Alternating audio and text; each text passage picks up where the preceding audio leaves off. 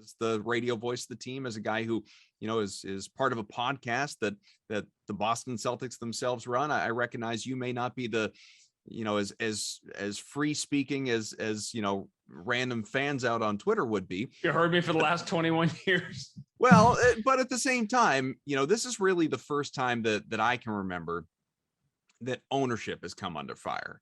It's been, Danny Ainge, left them in a crappy situation, or Brad Stevens isn't doing enough. What we're now getting into, and you're starting to hear it, you're hearing a little bit more of it, not from, the fans necessarily. Fans are still kind of heavy on the Danny, Brad, and just looking transactionally at things. Ownership, though, and this refusal to spend into the tax. And, like you look at Daniel Tice's trade last year, and maybe you wouldn't have brought him back anyway. You look at the money that he just got, but Daniel Tice literally was a salary dump. Mm-hmm. You could look at some of the other moves that have been made along the way, some of the other questionable decisions that ownership may or may not have obviously influenced. And I'm not going to get into the nitty gritty, maybe, in part because I'm not the absolute most qualified to get into the nitty gritty of it. But there are a lot of cap guys out there. And if you listen to them, you watch what they're tweeting right now, read what's out there, and just, we're so far away from like repeater tax in that conversation. The Celtics getting out of position to be, in the tax to begin with, to pay the luxury tax. This is, it's a negligible penalty. I mean, it's a few $1 million. It's $5 million. It's, it's not something that is going to hamstring you. You want to get into, the hard capping and apron and things like that. That's a whole other thing. We won't bog people down with it. But this right here, Sean, is the first time that I can remember.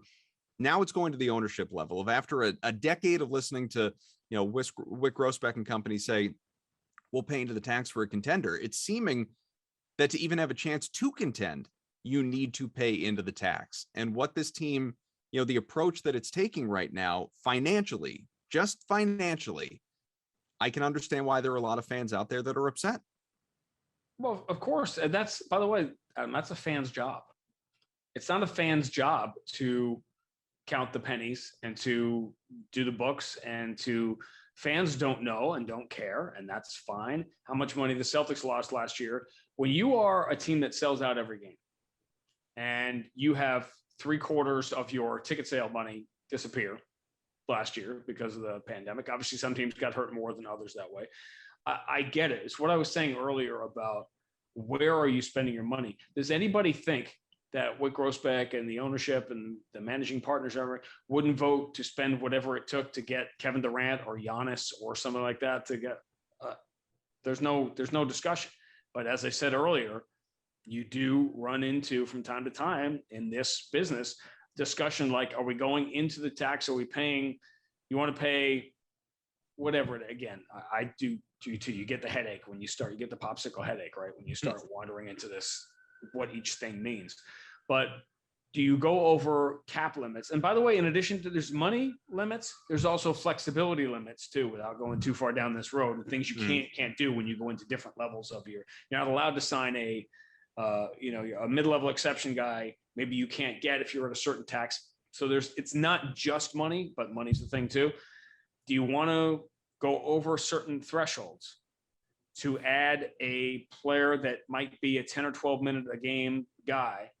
And as going back to our earlier discussion, I think the Celtics would add anybody that's going to push them over the top. Is there a player that is worth going into the next, we'll say for the sake of this discussion, the next tax threshold, the next whatever for this season, that's going to, what's the expression we like to use? Move the needle guy. So it's going to take you from 43 to 44 wins, and take you from the 8 seed to the 7 seed, or take you from the 5 seed to the 4, whatever it is. I think that you've got, what is it now? 18, 19 year, this ownership group. I think you've got a track record of going for it when there's an opportunity to go for it. And, how, if Kevin Durant, who's, Boston was his number 2 choice when he went to Golden State, what if Kevin Durant had come here in 2000, it's all these different things. I don't think there's enough evidence to suggest that this ownership group in any way is going to let finances stop them from making a run at the whole thing. If you want to argue that, well, they didn't go into the next level of tax threshold to sign Patty Mills to be a fifth guard or a fourth or fifth guard in 2022, in a year in which they probably weren't an elite team in the Eastern Conference anyway. Okay, that's fine. It's not a great talk show. It's not terribly compelling. I'm fine with that. When you don't live up to expectations and your own expectations, you are subject to criticism or discussion. That's the way of it. The fact that you went from one of the most respected and successful general managers in recent NBA history, and a coach who, by the NBA standard of how we judge coaches, do you win more games than you're supposed to, had a very good 8-year run that went from outstanding to maybe one down to very good, right, in 2 of the last 3 years. And you've replaced them with someone who has never done the job before in either spot. Of course you got concerned to be, by the way, that's what they said when Danny Ainge became general manager for the first time. What did they say? He's never done that before. He doesn't know what he's doing. He's just a coach. All right. So there are questions. There's uncertainty. There was a difficult season to get through last year. It's all the stuff is, I think it's fair to ask questions. And nobody connected to the Boston Celtics wants to be involved in a franchise where the expectations aren't super high. And you get this criticism. This is part of being the Boston Celtics. I'm not going to name another team in a smaller market or whatever that has no history of winning or anything like that. But this is part of the price that comes with, wearing Boston Celtics on the front of your jersey or your shirt or your polo shirt or on stenciled into your office or your business card. Yeah. I mean, look, nobody's going to be satisfied, right? I think once the ball rolls out and we see what's going on, I think people will be a little more calm than they currently are right now. Because again, as we've all kind of, talked about, we talked about even, pre-show, Twitter is, as it always is a dumpster fire, but especially the past couple of days. And I get like the appeal of the shiny new toy and stuff, but right now, like financially, it doesn't make a lot of sense for Boston at all. And again, if this is the plan, so to speak, I understand it, totally get it. It's just a matter of, following through on that next season my issue is, I guess it seems like, and again, as a content creator, so to speak, the off season is way more valuable than the actual season itself, because we do our best numbers, YouTube wise, downloads wise, etc. this time of year when there's so much news to react to. And there's this guy moving here. Like the team building aspect of the NBA has now become more important to growth of a content creation company than the actual season itself. And I think people get so caught up in playing armchair GM at home, like they just don't understand the actual, like, because you can go on the NBA trade machine and stick all these names in there. Isn't it so much fun to put like, but when it actually comes down to it, there's like, you saw reports of guys signed for less money than they were offered somewhere else. Like I think Malik Monk is a great example of that. Signed for the league minimum with the Lakers. It's like, well, I get that, from a looking good standpoint. Could he have gotten more money elsewhere? Probably, but he wants to go to a situation where he's going to look good in. And guess what? He'll get paid probably some other time if he looks good with the Lakers and wins a championship. I'm sure that'll go well for him. Patty Mills had more money, I think, elsewhere. Otto Porter took less money to play with it. Like, eventually, the idea is to be one of those teams, Sean, where you end up as the team that gets these guys because you're closer to the championship precipice, right? You're closer to that level, to take guys that are like, latching on to a ring chase to maybe get that next contract, to get one more shot at a 3-year deal somewhere, right? You're not that team yet. And, if you're not going to overpay guys, which Boston isn't going to do right now, no, I gotta keep it, PG here. No crap, nobody's going to sign with you because you're not the Nets. You don't have Durant and Harden and Kyrie in your team. You don't have LeBron and Anthony Davis. You have 2 young guys that maybe by the time or by the time LeBron and Kevin Durant, get older and they're looking to latch on to teams, maybe you're the team they're looking to latch onto, because you have two guys that are 24 and 25 right now that, one's a top, you want to call Tatum a top 15 guy right now and playing for Team USA and getting important minutes in these games against, countries on the biggest stage. And Jaylen Brown, who's top 30, 25 guy right now. As they get older, they'll climb the ladder, as you said. Maybe you're the team that's grabbing some of these guys that are on the way down. And again, I'm not using Durant as an example, but eventually he's going to not be Kevin Durant anymore. But maybe you're the team that teams are flocking to latch on one more time, just one more shot, because of the gap in age that they currently. Like, that's the thing we've talked about a bunch. This team has overachieved so much that there was eventually, Sean, going to be a regression back to the mean, so to speak, with this team. They weren't going to contend for, as much as we all love Jason Tatum, he's not the greatest player to ever play the game of basketball.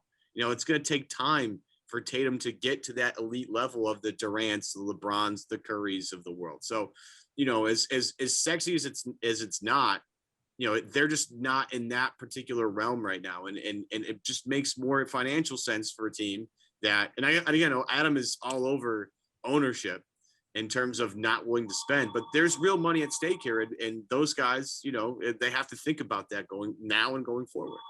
That's ownership calling you right now. There's a couple of things you said that sort of, I don't say they contradict each other, but it's the duality of the world you're in, and that you are talking about something over the next few years. And I do this a lot. You try to see beyond, right? And how things are going to, but that's not what social media and fan reaction is. And go back to one of the moments that always stuck with me from this year, not because of its own individual case, but because of how that particular medium has changed. It was the 5th or 6th, 7th game of the year. The Pistons came in here and Saddiq Bey made all those threes, and the Pistons win the game. And it was this, they have Saddiq Bey, and the Celtics took Aaron Nesmith, and he's not even, and people were outraged at the pick 7 games into their rookie year. He's a bust. Yep. Aaron Nesmith. What?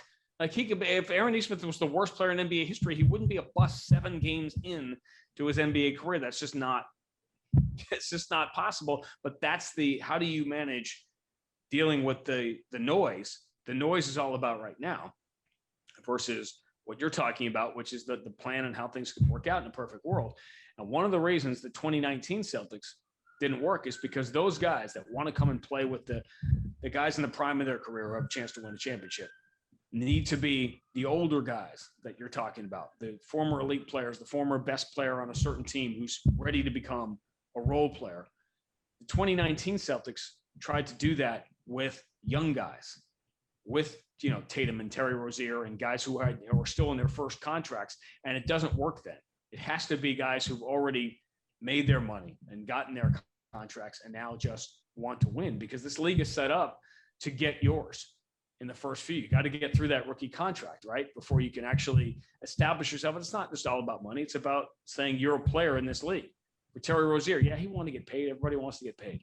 But he also wanted to show, hey, I'm Terry Rozier and I can be this level player in the league. And he wasn't going to get that opportunity as the 6th or 7th guy on a championship caliber team. And you turn the clock back a couple of years earlier, when Golden State was winning the championships, those guys were Sean Livingston, Andre Iguodala, Andrew Bogut, those kind of guys, not players in their first and second year as talented as they may be. So of course that's the blueprint, but it's not going to happen right now. And it's going to be another year of Saddiq Bey is better than Aaron Nesmith on any given night. I mean, that's, as we said, this may be the perfect plan, but it's not going to be any fun when Evan Fournier and Kemba Walker come to Boston and win a game if that happens. I think a lot of people don't want to live, fans, 3-4 years down the road financially. I think that's the biggest thing. It's, we don't want to think about the numbers and other people's money. And this guy could be a free agent if he doesn't re-sign. And if he is, what are the chances he comes to you versus going somewhere else? Like, a lot of people just have maybe the organization as well, their eggs in that Tatum and Beal are best friends basket. And this is an inevitability. This is, it's honestly, in a lot of ways, people are looking at it the same way that so many of us looked at Well, when Gordon Hayward's a free agent, of course he's going to come to Brad Stevens, and he did, but it didn't work out as we saw. But people are looking at it in large part that way. You can only, as a fan, I feel like you can only in your right mind kind of live 3-4 years down the road in the way that we all were forced to when the Nets trade was made. And it's okay, well, there are all these looming draft picks and these, the pick switches, and these could be top 10 picks, top 5 picks. Hell, it could be number 1 every single year. And so that was, part of that rebuilding, that retooling, that excitement that people had. People are less inclined to be excited the way this is going right now. Now, we hit on this before. I think this will be a good team. Hi guys, Cedric Maxwell here. I want to take a minute to tell you about Marigold Medical. I'm used to keeping my body in great shape, but with arthritis, even the most simple everyday tasks became unbearable. As soon as I called Marigold Medical, I knew I was in good hands. No drugs, no surgery, just an experienced team of caring professionals that wanted to get me back to doing the things I love. Make the call to Marigold Medical and get back to pain-free life.